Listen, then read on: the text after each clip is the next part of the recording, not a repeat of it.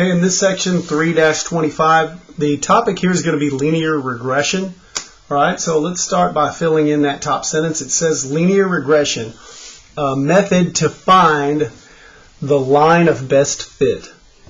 Line of best fit is how we will complete that sentence. The line of best fit. In other words, the line that best fits the data that you have. Now remember, the data you have is not necessarily and usually not going to be completely linear, right? So in other words, this method will allow us to find the line that best fits the trend of the data. Okay? Now, one thing that we'll use to find the line of best fit, or one thing that we calculate as well, is called the correlation coefficient. It's represented by an R, and it's a number between -1 and 1 that tells you how closely the equation fits the data, how closely it fits the data. So the closer R is, supposed to be is, to -1 or 1, the stronger the causation. The stronger the causation. All right? So in other words, if the value of R, the correlation coefficient, is very close to -1, right? Then that would be a strong negative correlation. If it's closer to +1, then that would be a strong positive correlation, right? And then the closer it is to 0, the weaker the correlation is. All right, so that's kind of what the R is used for. It's a number that tells you how strong or how weak the causation is, how closely it represents a line. The data fits the line, in other words. Okay, so let's go through and see how we can calculate these with an examples. There's a series of questions we have to answer here now, and then some data to represent it. All right, and by the way, when we come to answer questions here, okay, a lot of times your choices will be strong positive or strong negative, and weak positive or weak negative, right? And so really 0.5 is kind of the dividing line. If it's over 0.5, we'll just call it a strong correlation.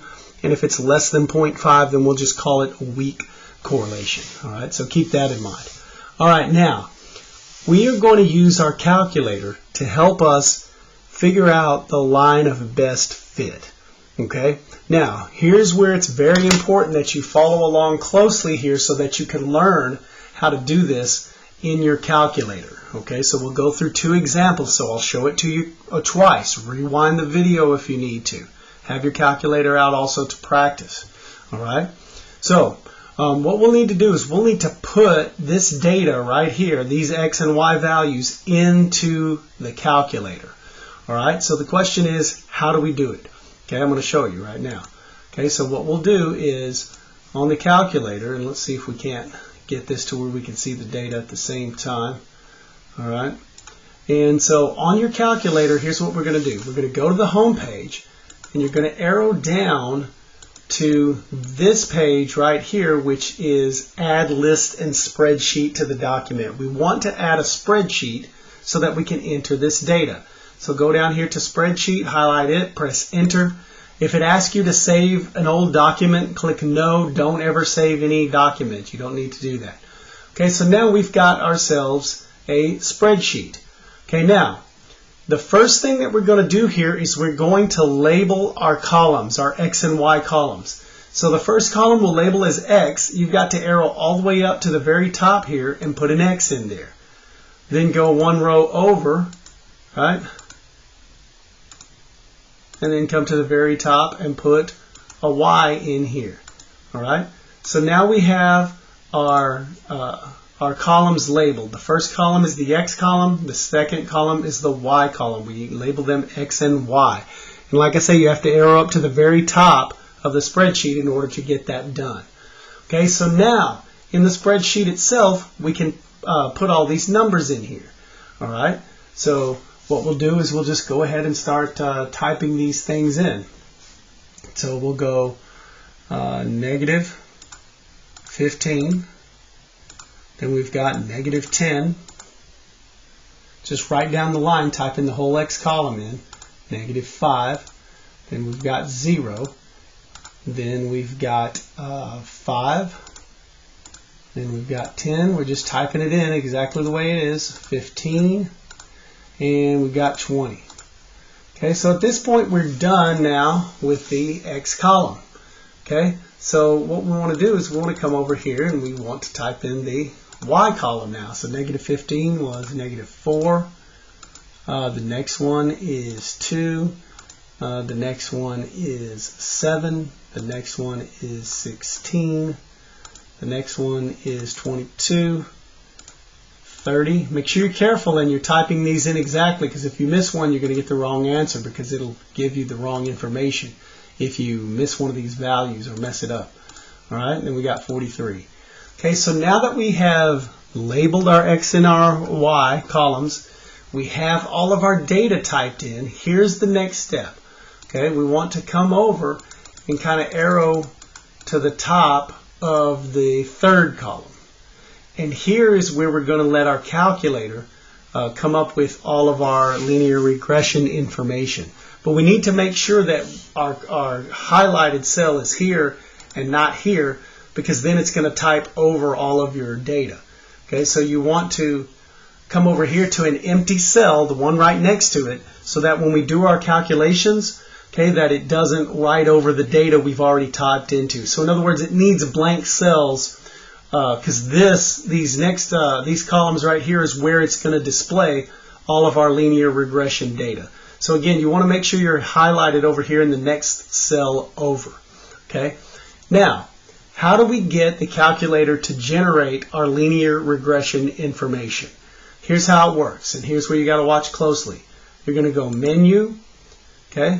This is a statistics calculation, Menu 4.1 Stat Calculations, Menu 4.1, Menu Statistics Stat Calculations, and then number 3 is the linear regression.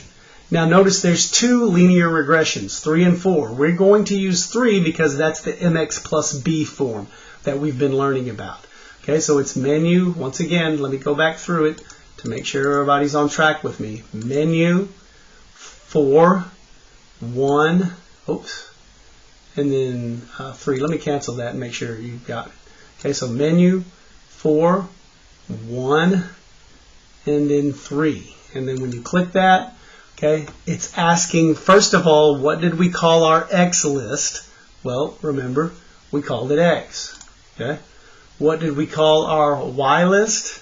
We called it Y. So we have to name our list. Now, once you label the X list and the Y list X and Y, that's the only thing that you have to type into this menu. So now we'll just come all the way down to OK. And we'll hit that. Okay, once we've done that, notice it gives us in these next 2 columns over, okay, all this information that we need here. Okay, so it gives us all the linear regression in mx plus b form. Okay, so now we can use all of this information in order to answer the questions, all right, that follow. Okay, so like for example now, going back to my screen here. Okay, it asks me for the m. Well, pull up the calculator and we see that m is 1.38. So we'll write that in. We'll write it in as 1.38. So I'm rounding that to 2 decimal places. There's no need to write out all these decimals, just round it to 2 places. And since if I'm rounding it to 2 places, remember you look at the next one over the 3rd place. Since it's 5 or more, we round up from 37 to 38. Okay, what's the next thing they asked me for? They asked me for the B. Okay, go back to the calculator. Notice that B is 15.68. 15.68. That's the B. 15.68. So in our line of best fit for this data, my slope is 1.38 and my y-intercept is 15.68. Okay, so what's the equation that best represents the data? Well, I'll plug in m and b. And I'm going to start down here because that's not enough room for me. So it's going to be y equals, the m is 1.38, the x goes behind it, and then plus 15.68. That is the equation for the line of best fit. So we use the m and the b that the calculator gave us to write the equation in mx plus b form. Y equals 1.38x plus 15.68 is the line that best fits this data. Best fits the data. Not exactly fits it, but the line that best fits the data. Okay?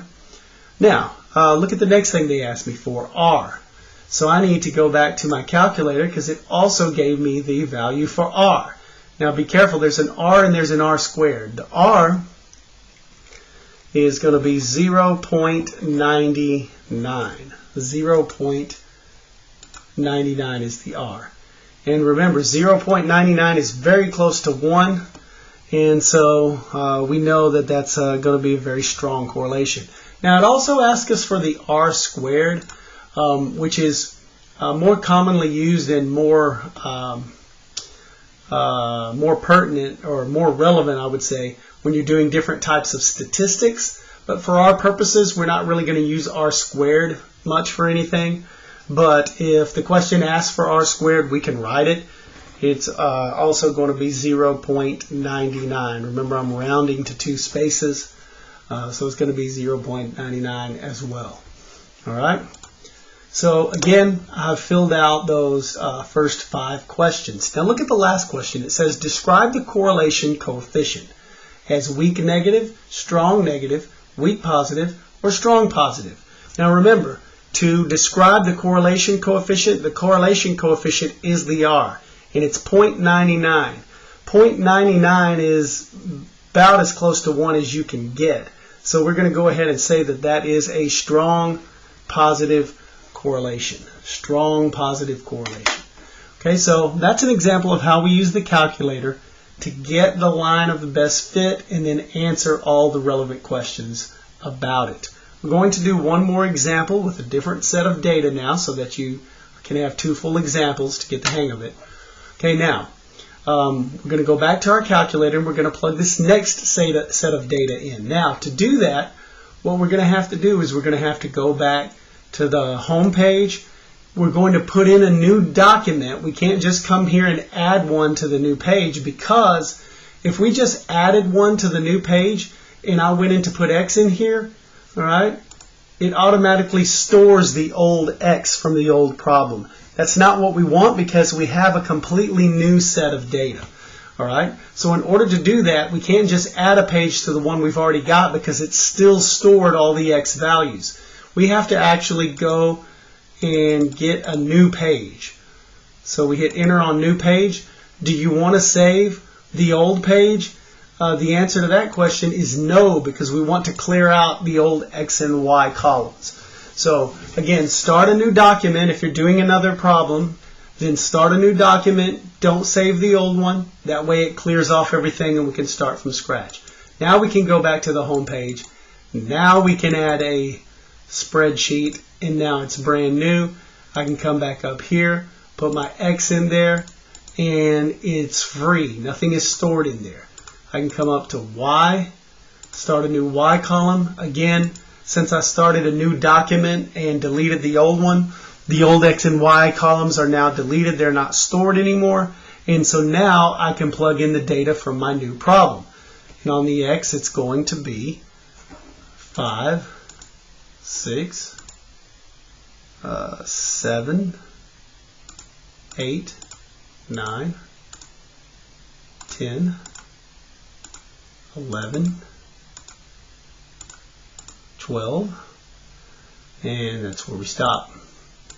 So I'm going to come back to the top here, and we're going to do the same thing with the y column. We've got 12, we've got -2. Just make sure you're typing these in correctly. If you miss one, then it throws the whole answer off. You've got to make sure they're typed in right. So that's 8, that's 3, and we've got -1 next, and we've got -4 next, and we've got 6 next, and we've got 0, and that's the last one. Now we're ready to let the calculator get our linear regression information. Remember, we want to come over to the next column and come up to the top so that it can have space to display those items when we calculate it. Now here's where you have to remember what to type in the calculator. We've got to go Menu, 4 Statistics, 1 Stat Calculations, and 3 Linear Regression. So once again, it's Menu, 4 Stats, 3 Stat Calculations, and then 1 Stat Calculations, and then 3, it's the first linear regression, the one with mx plus b. Alright, so we take it in there. Now remember, we have to label our x and y list. We labeled our x, x, we labeled our y, y. So you got to tell the calculator that. Then we come down and hit OK, and then it's labeled all that stuff for us. So it's given us everything that we need to now answer the questions. The first of which is, what is the m, right? Okay, so let's go through here and see if we can tell what the m is. Well, we can because the calculator has done it for us. Our m here is -1. So we'll go -1 and write that in for the m. B is the next thing that we want. B is 11.25. So we'll come back here and we'll go 11.25. Okay, so what is the equation that best fits the data? Well, it's going to be y equals -x and then plus 11.25. That is going to be the line, okay, that best fits the data. That's the line that best fits the data. Okay. Let's see, what else have we got? We need r, so we're going to come back over here and we're going to look at the value for the r. It's -0.44. So when we come back here, we'll go -0.44. And for the r squared, like I say, we don't really use that much, but we can get it, and we'll write that as a positive number, actually. And then that's going to be 0.196, so we're just going to call that rounding up from 19 to 20. So we'll just call it 0.2. 0.2. All right. Now, here's the last question. It says, describe the correlation coefficient. Okay, describe the correlation coefficient. Okay, so the correlation coefficient is -0.44. Now, remember what we said, okay? Whichever side of 0.5 it lies on, that's how you can determine whether it's strong or weak, and -0.4 is closer to 0 than it is to 1, so we're going to call that a weak negative correlation. Weak and negative correlation. It's less than 0.5, so we call it weak. All right, and it's a negative number, so that's why it is going to be a negative correlation. All right. Now, one thing that we also could do is if they had asked us, like for example, to predict.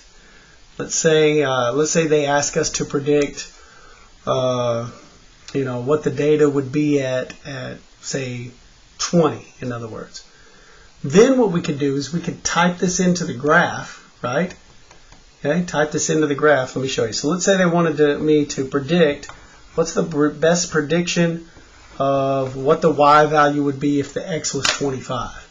Well, what we could do at that point is we can come into the calculator, right? And I can go to my graph right here, and I can put y equals to -x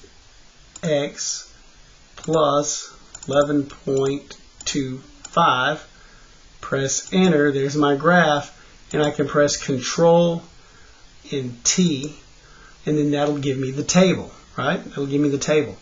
Now, if I want to go all the way down to 25, then I may not want to just type down that many times, 25 times. So one way that you can change the menu is you can go Menu, and you can go Table. You can edit table settings, so Menu, Table, Edit Table Settings.